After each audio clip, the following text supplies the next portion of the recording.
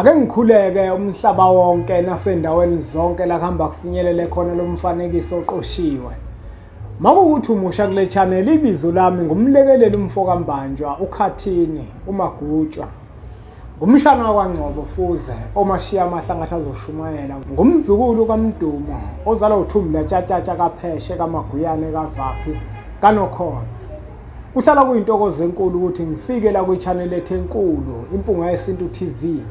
Lasifundisana khona isintu. Asibonge kakhulu ke bafowethu ukubona bonke abantu abathe ba-subscribe la kwi-channel yethu enkulu Impunga Yesintu TV. Bafowethu nodadewethu, la kule channel sifundisana isintu, siyalulekana, siyacancathana, sikhumbuzisana indlela ehamba okhokho bethu. Kwesinye isikhathi ke kuyenzeka umuntu akhunjuzwe indlela yesintu ukuthi ihamba la, kodwa kube ukuthi yena mekhula ukhuliswe ngenye indlela, ukhuliswe ngomkhuba wakubo. Okhokho bakhe kunezinto ababezenza eziphambene nesintu kodwa bathi bagcina isintu. Uma lo muntu usumkhalima, umbuyisele endleleni akasabusezwa, akakwazi futhi ukwahlukanisa ukuthi yebo lokho enikwenzayo kini akusona isintu, ngoba bafowethu ngeke sakuhlonisa ukuthi ukhona umkhuba wasekhaya bese kuzoba khona isintu. Isintu esawo wonke umuntu, isintu siwumthetho. Makukhulunywa ngesintu kukhulunywa ngomthetho, kodwa makukhulunywa ngemikhuba yemizi kukhulunywa ngemikhuba yemizi. Uyabona bafowethu, kunabantu othola ukuthi sebeyenzile imisebenzi emagcekeni okhokho babo kodwa bakazi bayibona impumelelo. Umuntu mehlabile egcekeni lomuzi kayise akukaze kube khona isibonakaliso esimkhombisa ukuthi lokho akade kwenza ngempela kube impumelelo. Akukaze kufika abantu akade benzela bazosho ukuthi mntana wami siyabonga lokho kade ukwenza kube intokozo ukuthina, kodwa kuvele kucwilitshe sisibeni. Yini ezokwenza ukuthi wenze umsebenzi ngothando kodwa bese kucwilitshe sisibeni? Kungafika impendulo, kungabikho nolodwa uphawu kunaloko kuvele kube khona usizi phakathi kwegceke. Kunezinto bafowethu nodadewethu ezincane esizenzayo masenza imisebenzi, ngoba masenza imisebenzi thina siba nemicabango yokuthi le misebenzi esiyenzayo sizenzela thina, kanti asenzeli thina, senzele sebalala phansi kothuli lomhlaba. Uzothola ukuthi phakathi komuzi kuhlatshiwe, makuhlatshiwe kwenziwa umsebenzi wenkomo. Makwenza umsebenzi wenkomo kwezinye indawo uthola ukuthi inkomo ithi ihlinzwa makulesihlanu. Emva kwaloko kukhishwa umkhono unikezwe insizwa lezi kade zihlinza zidla inyama. Inkomo isiyafika endlini ayisaphelele, umkhono awusekho. Kanti phakathi kwale khaya kukhona ikhehla elisancenga kancane liyadondolozela liyeza. Uthola ukuthi mhlambe yena umnikazi womsebenzi lo uthumelile ukuthi ayaqhutshekwe, yena uyofika sekusetshenziswe. Uma efika inkomo anikezwa yona umlenze awusekho. Siyenzelani leyo nto bafowethu? Yini sigabe ngokuthi omkhulu bethu babekwenza lokho? Kwakuyiphutha, kwakungafanele bakwenze, babengazi nabo ukuthi akufanele bakwenze. Nawe bakukhulisa ngaloko ukuthi nawe kwenze, kuyiphutha. Uthola ukuthi le nkomo ke manje sihlatshiwe le nkomo. Uma isihlatshiwe le nkomo sekuthiwa manje sicela ke manje ukuthi ke nisiphe inyama esizokwazi ukuthi siyiqobe sipheke ukhari. Bafowethu, yabona imisebenzi esiyenzayo inakele ngenxa yalezo zinto. Uthola ukuthi manje kuzothathwa isikhanti lapha sinikeze omama baqobe bazopheka ukhari. Inkomo yomsebenzi bafowethu akuphekwa ngayo ukhari. Uma nje inkomo niyihlabile, kuyinkomo eniyihlabela abantu abadala, akuphekwa ngayo isishebo. Leyo nkomo leyo kuke kufanele ukuthi ilale yonke, ithumbu lakhona, inselo yonke, kusikwe imdikizo kuphela okanye impukane, ishiswe kanye nempepho, kushiselwa abantu abadala abanikazi bayo bese iyalala. Ngoba Kuyenzeka bafowethu nodadewethu uthola ukuthi umnikazi kunezinto ezithile kade sazilungisa ukendleleni uyeza akakafiki. Akufanele athi umefika afike inkomo yakhe ayiphelele. Ake sithi ke ngakusasa sekusile, ngakusasa siyacabanga ukuthi usefikile. Nalapho futhi inyama yomsebenzi ayiphekwe beyishebe. Uma inkomo kade ihlatshiwe ihlatshela ukhokho, leyo nkomo leyo ngeke isikwe inyama kakhari kuyona. Leyo nkomo leyo kufanele iphekwe yonke, idliwe yonke ngendlela ekufanele ukuthi idliwe ngayo uma kwenziwa umsebenzi. Hayi ukuthi izofakwa izipayi ihambe iye kothoswa.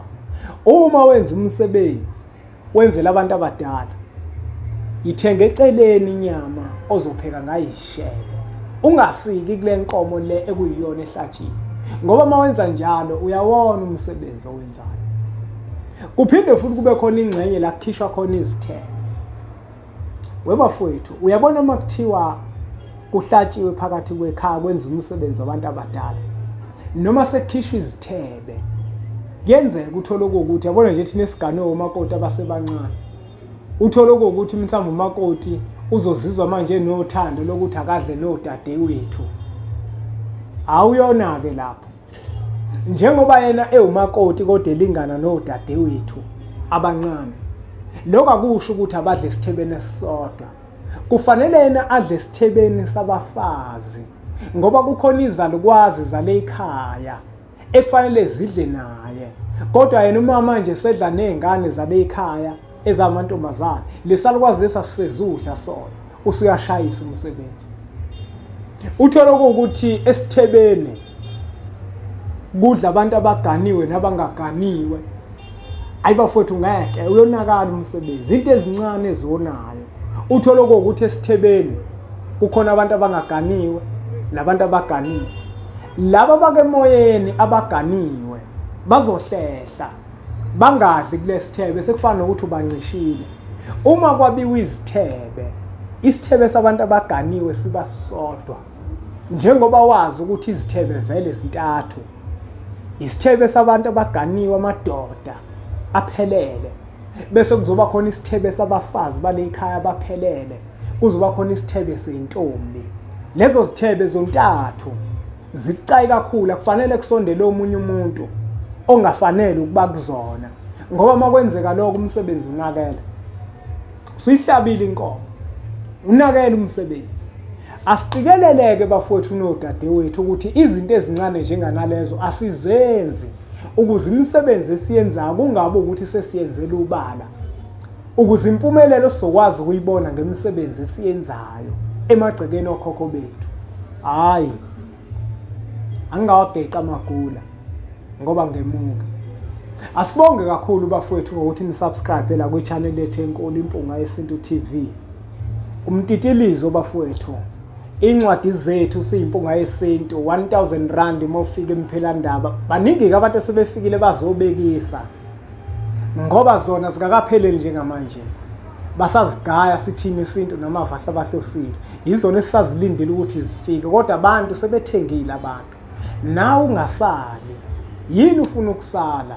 Ungasali nawe 1000 rand uma ufika emphelandaba, 1150 uma kuhlangene nokuthi sikuthumelele zona incwadi. Abazithengeka abantu nazi inombolo nisi WhatsApp la ningene na ku website yethu www.impungayesintu.co.za uzithenge khona incwadi. Thina sobe sesibuyela kuwena sikunikeza imininingwane yasebhenke ozokwazi ukufaka kuyona imali, iaddress yakho yonke vele imininingwane yakho sobe sesiyitholile ngoba uzobe ufakile lapha kwi-website yethu walifaka i-order lakho. Thina okwethu kuzobe sekubuyela kuwena sikunikeza ama-banking details, ufake imali yakho, si-update thina kwe-system ukuthi usukhokhile, sekusalela ukuthi sikuthumelele. Ningasali bafowethu, le ncwadi lezi bafowethu zithengeni. Nibaningi kakhulu la eningenazo le ncwadi zempunga yesintu, kanti incwadi lezi ezingayixoxi inganekwane, incwadi lezi ezifundisa isintu, zinolwazi olunzulu. Uyazidinga-ke nawe mbukeli. Nekhombo futhi yamadoda, chatha ndoda, neyogathi yamadoda, ziyatholakala bafowethu indoda ihlanzeke, indoda imithambo ihlala ivulekile, indoda ikwazi ukujabula, indoda ibe namandla, indoda izethembe. Uyasithinta futhi kuzona inombolo lezi sikuthumelele le combo i450 siposa ngoPostnet. Postnet kuphela sinisebenzisa uma ufuna sikuthumelele imbiza. Zikhona ke nezinye imbiza zabantu othola mhlawumbe bahlushwa oshukela, amadliso njalo njalo, kukhona no-powder bakhona, nama-ulcer, zonke lezo zifo lezo. Uyakwazi ukuthi usithinte siyimpunga yesintu sikwazi ukuthi sikuthumelele. Uyakwazi futhi ukuthi ufike la eMphelandaba siku-West Street eWest Walk, e4th floor, office number 420.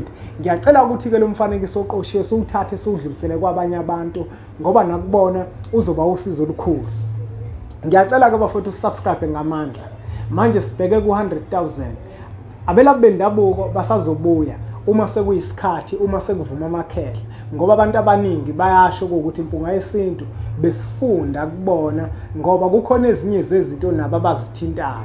Bazobuya ke bafowethu abelaphi bendabuko ngiyinkunzi ekhonyisha ishoba zibhongele phansi edla nazo maqede zihlaba isinyelela. Kunezinto ebengisazilungisa ezincane ezidinga ukuthi ngibe ngedwa.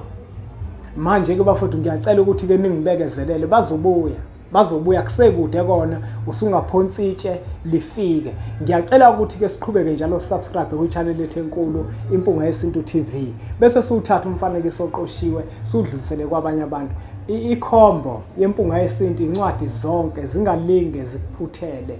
Zithenge le ncwadi uma uthi enqene ukufunda, zithenge wenzela ukuseka impunga yesintu, khombisa ukuthi umsebenzi wawo uyawuthanda. Ake sithi ke nje impunga What was that?